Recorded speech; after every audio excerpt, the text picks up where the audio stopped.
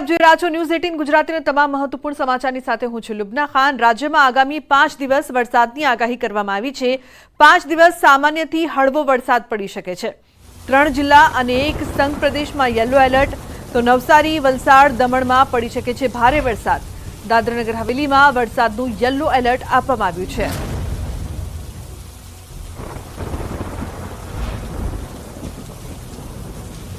आने वाले 5 दिनों के लिए जो गुजराती स्टेट के लिए फोरकास्ट है उसमें गुजराती स्टेट के सारे डिस्ट्रिक्ट कवर है, जिसमें लाइट टू मॉडरेट रेन का पूर्वानुमान है। और वार्निंग की बात करेंगे तो आज के लिए जहां पर हैवी रेनफॉल की वार्निंग है वो डिस्ट्रिक्ट है नवसारी, वलसाड़, दमन और दादरा नगर हवेली, और साथ में येलो अलर्ट जारी है। तो आज थंडरस्टॉर्म साथे वरसादनी आगाही तमाम जिल्लामां गाजवीज साथे वरसाद पड़ी शके छे। दीव, दमण अने दादरानगर हवेली माटे पण आगाही। दक्षिण गुजरात में दरिया में ऊंचा मोजा उछड़ी सके छे, माछीमारों ने सावचेत रहवानी सूचना।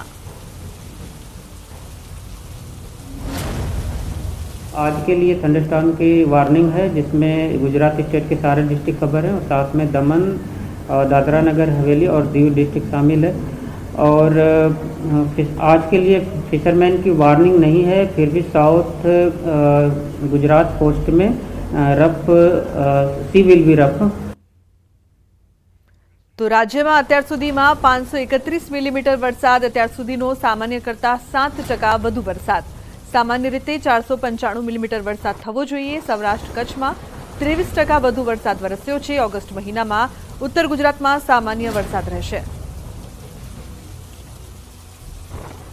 ओवरऑल रेनफॉल रियलाइज की बात करेंगे तो Gujarat as a whole state 1 जून से लेकर आज तक 531 मिलीमीटर रेनफॉल रिकॉर्ड हुआ है, और नॉर्मल के हिसाब से 495 मिलीमीटर रेनफॉल होना चाहिए, तो +7% नॉर्मल के हिसाब से ज़्यादा रेनफॉल हुआ है। सौराष्ट्र और कच्छ में 467 मिलीमीटर रेनफॉल रिकॉर्ड हुआ है, और नॉर्मल के हिसाब से 379 मिलीमीटर होना चाहिए, तो +23% नॉर्मल के हिसाब से ज़्यादा रेनफॉल हुआ है कच्छ, सौराष्ट्र और कच्छ रीजन में 1 जून से लेकर आज तक। तो द्वारका जिल्लाना भाटिया गामे विराम बाद धोधमार वरसाद वरस्यो छे। भाटिया गाममां वહેલી સવારથી જ વરસાદી માહોલ હતો અને ત્યારબાદ ધોધમાર વરસાદ શરૂ થયો છે। તો ધોધમાર વરસાદથી પાટિયા ગામે બજારોમાં ધસમસતા પાણીના પૂર વહેતા થયા છે। રસ્તા ઉપર પાણી ફરી વળતા વાહન ચાલકોને હાલાકી ભોગવવાનો વારો આવ્યો। તો મહત્વનું છે કે ભારે વરસાદથી રસ્તા પર પાણી વહ્યા છે, લોકોને હાલાકીનો સામનો કરવો પડી રહ્યો છે।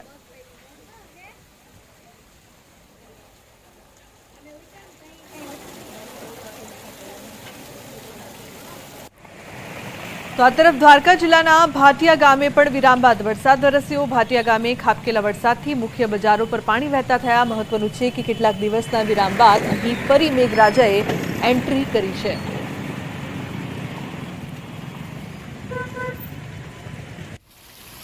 ધોરાજી અને ગ્રામ્ય પંથકમાં ધોધમાર વરસાદ। છેલ્લા ઘણા સમયથી મેઘરાજાએ વિરામ લીધો હતો। સવારથી ધોરાજીમાં વરસાદી વાદળો ઘેરાયા હતા અને ત્યારબાદ ધોધમાર વરસાદની શરૂઆત થઈ। ધોધમાર વરસાદને પગલે શહેરમાં માર્ગો પાણી થયા।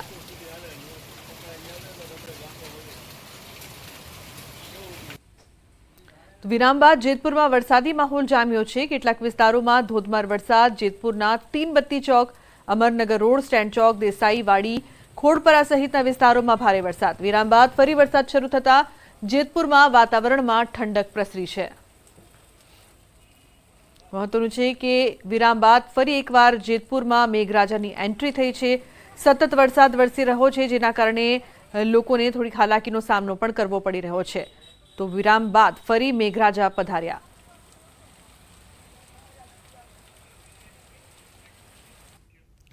तो अमदावादमां ચોમાસાની सीजनमां पाणीजन्य अने मच्छरजन्य रोगचाळो वध्यो छे।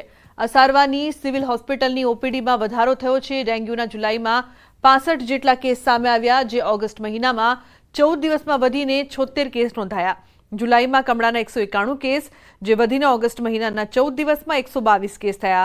ગત મહિને ચિકનગુનિયાના 2 કેસ નોંધાયા હતા, જે વધીને ઓગસ્ટમાં 14 દિવસમાં 14 કેસ નોંધાયા। તો સાદા મલેરિયાના ઓગસ્ટ મહિનાના 14 દિવસમાં 47 કેસ નોંધાયા છે, જ્યારે મલેરિયાના ઓગસ્ટ મહિનામાં 14 દિવસમાં 11 કેસ, ઝાડા ઉલટીના ઓગસ્ટના 14 દિવસમાં વધીને 1120 કેસ નોંધાયા છે। વાયરલ ફીવરના 384 કેસ નોંધાયા છે। સિવિલ હોસ્પિટલમાં રોજની 3500 ઓપીડી નોંધાઈ રહી છે. સિવિલ હોસ્પિટલના સુપ્રિન્ટેન્ડન્ટે વરસાદી માહોલમાં લોકોને ખાસ તકેદારી રાખવા જણાવ્યું. 7 દિવસની અંદર 25,000થી વધારે ઓપીડી સિવિલ હોસ્પિટલમાં જોવામાં આવી છે. એટલે એનો મતલબ એવો થાય કે રોજની એવરેજ 3,500ની આસપાસ દર્દીઓ સારવાર માટે આવે છે. પરંતુ મચ્છરજન્ય રોગો એની અંદર કહીશું ડેન્ગ્યુ છે, ચિકનગુનિયા છે. ચિકનગુનિયાના કેસીસ વધારે નથી પરંતુ નોંધાવા માંડ્યા છે. એ જ રીતે ડેન્ગ્યુના કેસીસમાં ગયા મહિના કરતાં આ વખતે વધારો છે.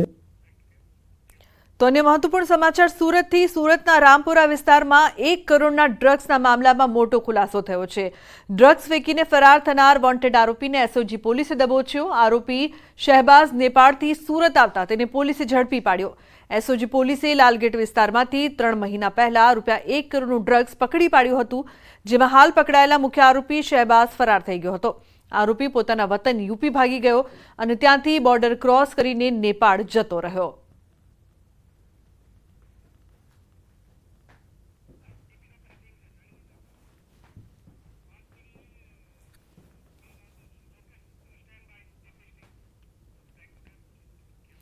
તો હવે વાત કરીએ ગેરહાજર શિક્ષકોની.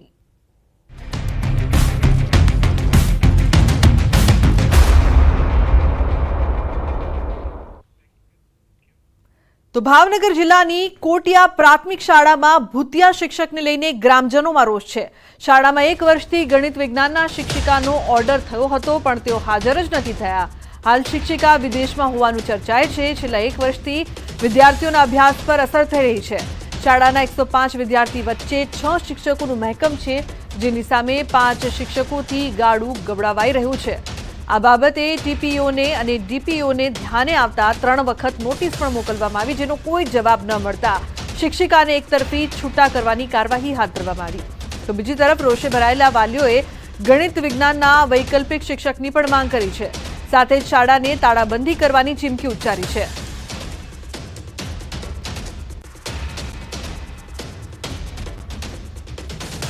અમારા ગામમાં પ્રાથમિક શાળામાં ગણિત વિજ્ઞાનના શિક્ષક ગીતાબેન બબાજી નામના અહીંયા હાજર થયેલા જ નથી, પણ એનું ટ્રાન્સફર થયેલું છે રસપરસ. એટલે એ બેનને તો અહીંયા બાળકોએ નથી જોયા, કોઈક શિક્ષકોએ નથી જોયા. એ બેનને અહીંયા આવ્યા તો નથી. એટલે એની તાત્કાલિક ધોરણે અત્યારે કાંઈ પણ વ્યવસ્થા થાય. અને બેન અહીંયા નોકરી કરવા આવતા નથી. જો આ બેનને 25/8/2024 સુધીમાં અહીંથી આ બેનની જગ્યા ખાલી કરવામાં નહીં આવે અને નવી ભરતી કરવામાં નહીં આવે તો અમે કોટિયા પ્રાથમિક શાળાને તાળાબંધી કરશું. તેમજ જે કાંઈ તાળાબંધી કરીએ અને બાળકોનું ભવિષ્ય બગડે એની તમામ જવાબદારી જિલ્લા શિક્ષણ અધિકારી રહેશે. બાળકોનું ભવિષ્ય અને શિક્ષણને તકલીફ ન થાય એટલા માટે તાત્કાલિક ધોરણે ગણિત વિજ્ઞાનની જગ્યા કોટિયા પ્રાથમિક શાળાની અંદર ખાલી બતાવવામાં આવે અને હવે પછીની ભરતીની અંદર કોટિયા પ્રાથમિક શાળાની અંદર ભાષાની અને ગણિત વિજ્ઞાનની બંને ખાલી જગ્યાઓ છે એ ઝડપથી પૂરાઈ જાય એવો એ અમારા વિભાગ દ્વારા પ્રયત્ન કરવામાં આવે એવી નમ્ર પ્રાર્થના. આ નોટિસોનો કોઈ પણ જવાબ મહિલા શિક્ષિકા તરફથી પાઠવવામાં આવેલ નથી.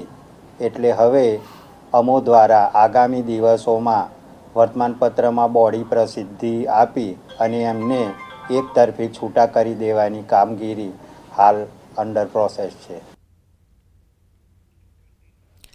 તો અંબાજીના દાંતાના 4 શિક્ષકોના અહેવાલનો પડઘો પડ્યો છે. 4 શિક્ષકોના અહેવાલની સરકારે પણ નોંધ લીધી. 4 ભૂતિયા શિક્ષકોની થઈ શકે છે ઘર વાપસી.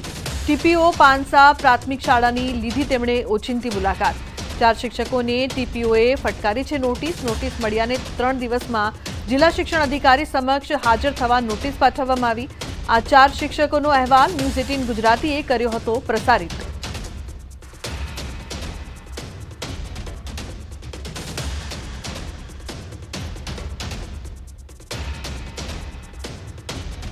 તાલુકામાં એવું છે કે 4 જે શિક્ષકો આપણા જે હતા લાંબા સમયથી ગેરહાજરીવાળા એ 4 શિક્ષકોને માનનીય જિલ્લા પ્રાથમિક શિક્ષણાધિકારી સાહેબની આખરી નોટિસ આપવામાં આવી છે અને ગઈકાલે મને મળી છે. અને તમામ જે સંબંધિત છે એના સંબંધિત મુખ્ય શિક્ષક જે આચાર્ય છે એને મેં જાણ કરી છે અને જે સંબંધિત શિક્ષકને એમના દ્વારા બજવણીની કાર્યવાહી કરવામાં આવેલી છે અને આખરી નોટિસના અંતે જિલ્લા કક્ષાએ એ રજૂ કરશે, એના આધારે જિલ્લા કક્ષાએથી કાર્યવાહી કરવામાં આવશે. તો છોટાઉદેપુરના અંતરિયાળ વિસ્તારમાં શિક્ષણનું સ્તર ઊંચું લાવવાના દાવાઓ થઈ રહ્યા છે, ત્યારે આદિવાસી વિસ્તારમાં શાળાઓની સ્થિતિને લઈને ચોંકાવનારા દ્રશ્યો સામે આવ્યા. જડિયાણા ગામમાં થાંભલાના સહારે ટકેલા એક ઝૂંપડામાં શાળા ચાલી રહી છે. અંતરિયાળ વિસ્તારના બાળકોને સારું શિક્ષણ મળે તે માટે સીમા પર આવેલ જડિયાણા ગામમાં વર્ષ 2018માં પ્રાથમિક શાળાની સ્થાપના થઈ હતી, પણ આજ દિન સુધી કડુલિયા ફળિયામાં શાળાનું બિલ્ડિંગ નથી બન્યું. ખૂબ જ દયનીય સ્થિતિમાં બાળકો અભ્યાસ કરી રહ્યા છે. નિશાળ આવવા તકલીફ પડે છે. મારા ગામમાં શાળા નથી, મકાનમાં ભણું છું. બહુ તકલીફ પડે છે. બેસવાની બી તકલીફ પડે છે. વરસાદ પડે તો તકલીફ પડે છે. અમારા ગામમાં શાળા બનાવીને આપે તો સારું. અમારે કેટલી તકલીફ પડ રહી, એટલે અમારી સરકારને માંગ શું છે કે તાત્કાલિક સ્કૂલ બને એટલી માંગ છે. ને અમારે આદિવાસી કરીને બધા બહાર બધા સારી સ્કૂલ મળે, અમારે આદિવાસી કરી સ્કૂલ ની સારી કે કોઈ ભણાવતી નહીં સરકાર, એટલે તાત્કાલિક ભણાવી અમારી માંગ છે. મોટા શહેરોમાં બધે સારી રીતે શિક્ષણ મળે છે, અમારા ગામડામાં બી આદિવાસીમાં થોડુંક સારું ભણતર થાય તો સારું રહે એવું અમારી માંગ છે. આ તો છોકરાને બહુ તકલીફ પડે છે, પછી આ ભાઈને બી તકલીફ પડે છે. સ્કૂલ ભણી જાય તો સારું ને. 7-8 વર્ષથી હજુ ભણી નથી, આજ ભણે આજકાલ ભણે એવું કયા કરે, કોઈ ભણાતા નથી. છેલ્લા 7 વર્ષથી બાળકો આવા ખંડેર ઝૂંપડામાં બેસીને અભ્યાસ કરવા મજબૂર છે. ગ્રામજનો અને મકાન માલિકે શાળાનું બિલ્ડિંગ બનાવવા શિક્ષણ વિભાગ અને વહીવટી તંત્રને અનેક રજૂઆતો કરી છે, પણ કોઈ સાંભળતું ન હોવાના આક્ષેપ કરી રહ્યા છે. પ્રાથમિક શાળામાં મહેકમ પ્રમાણે 2 શિક્ષક હોવા જોઈએ, પરંતુ હાલ એક જ શિક્ષકના સહારે શાળા ચાલી રહી છે, જેના કારણે બાળકોના અભ્યાસ પર પણ અસર પડી રહી છે. ગ્રામજનોની માંગ છે કે વહેલામાં વહેલી તકે શાળાનું બિલ્ડિંગ બનાવવામાં આવે, જેથી બાળકોના અભ્યાસમાં પડતી મુશ્કેલીઓ દૂર થાય. શાળા 1 થી 5 ની છે. હું એક શિક્ષક છું અને બાળકોને થોડોક અભ્યાસ બિલ્ડિંગ ન હોવાથી થોડો અભ્યાસ કરવામાં તકલીફ પડે છે. બાળકોને અત્યારે ચોમાસામાં થોડી તકલીફ વધારે પડે. બાળકોને બેસાડવામાં એમના કોઈ સગા સંબંધી આવે તો એમને બેસાડવામાં તકલીફ પડે, બાળકોને બેસવામાં તકલીફ પડે. બિલ્ડિંગ બની જાય તો સારું, એમ કે તો મારે બી સારું ને બાળકોને બી અભ્યાસ કરાવો. અમે જો કે નથી ભણ્યા, પણ અમારા છોકરાનું ભવિષ્ય સુધારવાનું છે અને અમારે એક શિક્ષક રેગ્યુલર આવે છે અને એક શિક્ષક હજુ મુકાઈને સારી સ્કૂલ બને અને સારો અભ્યાસ લે એવી અમારી વિનંતી છે. 40 થી 45 બાળકો અભ્યાસ કરે છે મારા મકાનમાં હાલમાં. બાળકોને હો ને મને તકલીફ પડે છે છોકરા બેહાડવામાં. કોઈ મહેમાન કે ગમે ત્યાં જાય તો મારે અંદર બેહાડું કેમ બહુ. આ તો કાયમ રજૂઆત અમે કરીએ પણ થઈ જશે પણ 6-7 વર્ષ નીકળ્યા પણ હજુ આજ સુધી અમારી સ્કૂલ ભણી નથી. સૌ ભણે સૌ આગળ વધે, સર્વ શિક્ષા અભિયાન જેવા સ્લોગન અને યોજનાઓ તો લાવવામાં આવી રહી છે, પણ જમીની હકીકત જોવા જઈએ તો શાળાનું બિલ્ડિંગ જ નથી તો બાળકો કેવી રીતે ભણશે? જડિયાણા ગામની પ્રાથમિક શાળાને લઈને જ્યારે શિક્ષણ અધિકારીને સવાલ કરવામાં આવ્યા તો તેમણે ટેન્ડરિંગની પ્રક્રિયા ચાલતી હોવાનો રાગાર આપ્યો. તો ભૂલકાઓ કઈ રીતે ભણશે તેને લઈને આ દ્રશ્યો જોઈને ખરેખર ચિંતા થાય. છોટાઉદેપુરના એ તમામ વિસ્તારો છે કે જ્યાં શાળા છે કે પછી ઝૂંપડું, અને જે મોટા મોટા સ્લોગન અને જે વાતો કરવામાં આવે છે તે અહીં સુધી કેમ નથી પહોંચી રહી તે પણ એક મોટો સવાલ છે, જેની નોંધ તંત્રએ લેવી જોઈએ, જેથી કરીને આ નાના માસૂમ બાળકો છે તે અભ્યાસ લઈ શકે. જડિયાણા સ્કૂલના 2 ઓરડાનું પણ ટેન્ડરિંગ કક્ષાએ અત્યારે પેન્ડિંગ છે. એ ટેન્ડરિંગ પ્રોસેસ પૂર્ણ થયેથી જડિયાણા સ્કૂલમાં પણ ઓરડાની કામગીરી હાથ ધરવામાં આવશે. કામચલાઉ વૈકલ્પિક વ્યવસ્થા ત્યાં રાખેલી છે, જે વૈકલ્પિક વ્યવસ્થાના અનુસંધાનમાં કામગીરી કરીશું.